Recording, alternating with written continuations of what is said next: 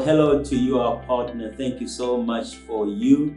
Thank you so much for your heart toward this ministry, your prayers, your financial support, and more than anything else, just your willingness to hold an Andrew's hand in spreading the gospel of Jesus Christ all around the globe. Because of you, the lives of many have been impacted. Because of you, lives are being changed and transformed.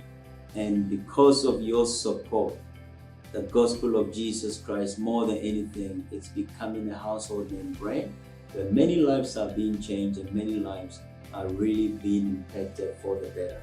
But I just wanted to do a follow-up video just to also appreciate you, and more than anything else, really, it's really to encourage you through the season of the coronavirus and with all the negativities that is going on around the world. But I firstly want to begin by saying that your help in the Father is always greater to every need and every challenges that we might face on this earth.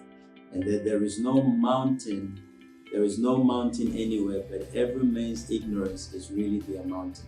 And so thank God for Wommack, who's managed to really, minister truth to us so that you and I, as a partner of this ministry, can be positioned even in times like this to really stand because of the truth of Jesus Christ in us prevailing through times like this. But I want to share tonight on the importance of what we speak.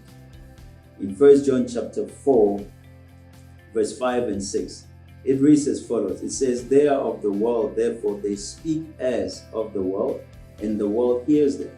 Verse 6, "We are of God, and he who knows God hears us. He who is not of God does not hear us." So this is really just making a clear distinction as to how the world speaks and the fact that people of the world hear those who are speaking from the world, and also we as Christians and how we ought to be speaking. And so I just really wanted to bring to your remembrance, or maybe just remind and encourage you, that we don't have to speak like the world is speaking. They can speak the way they speak, but the truth is this, that God has made a great difference in our lives, that we don't have to speak the way that they speak. And so tonight, my heart is really to share on the importance of what we are speaking in times like this, because I believe that through our words and with our mouth, you and I get to chart the course of our lives. Oftentimes I tell the students that it's never what happens to you, but much more what happens through you by the reason of the greater one being in you. And so tonight just let you know that by the reason of our redemption in Christ Jesus, you and I have been exempted from the plagues, from the chaos of this world. That even though we are in this world, but we are not of this world.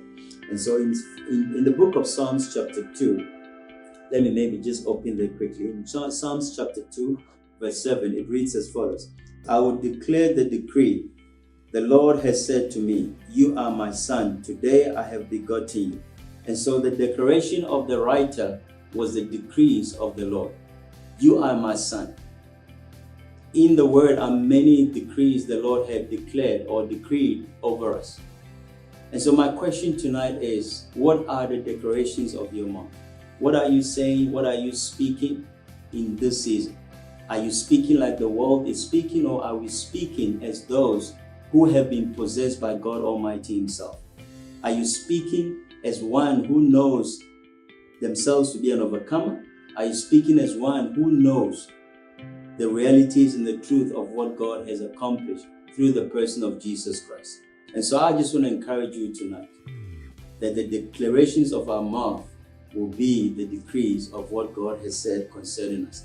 And then lastly, in the book of Hebrews chapter 13, verse 5 and 6, it reads as follows. "Let your conduct be without covetousness. Be content with such things as you have. For He Himself has said, I will never leave you nor forsake you." And then verse 6, "So we may boldly say, the Lord is my helper. I will not fear. What can man do to me?" And so in verse 5, because He says, "For He Himself has said." This is powerful. For He Himself has said. And so because He Himself has said, verse 6, we may boldly say. This is powerful. And I just want to really encourage you. The Lord did not give us our mouth just for food, but I believe that one of the main purpose of God giving us a mouth is actually to chart the course of our life.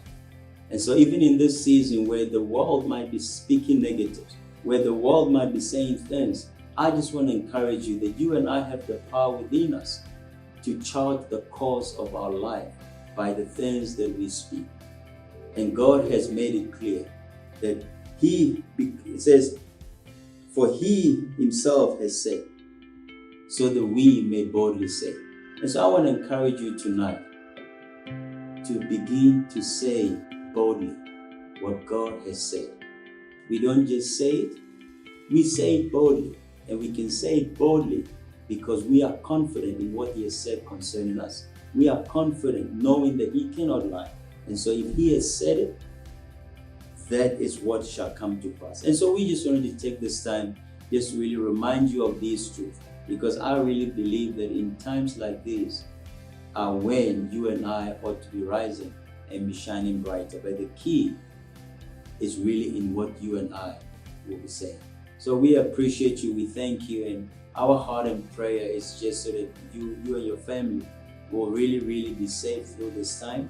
And I know that God is with you, God is for you guys, and our heart is that you guys will really enjoy the blessedness of what God has really made available for you. Do not be afraid, for your Father covers you with His feathers. He's for you, He's with you, and no weapon formed against you shall prosper, because He has gone ahead and He has perfected all that concerns you and your family. We love you, we appreciate you, and thank you so much once again for all that you are doing for us.